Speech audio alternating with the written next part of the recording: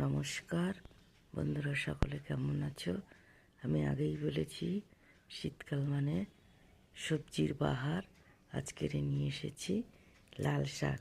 লাল শাক এখানে সুন্দর করে তুলে কেটে বেছে আমি ধুয়ে নিয়েছি, আর নিয়ে নিয়েছি তেঁতুলের কাঁচা তেঁতুল ছাল ছাড়িয়ে ফেলেছি। চিংড়ি মাছটা ছাড়িয়ে ভালো করে বেছে নিয়েছি।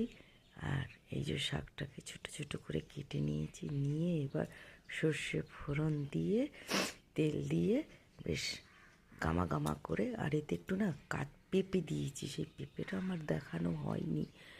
পেঁপে দিলে না বেশ সুন্দর আর এক রকম টেস্ট হয়, খুব ভালো লাগে।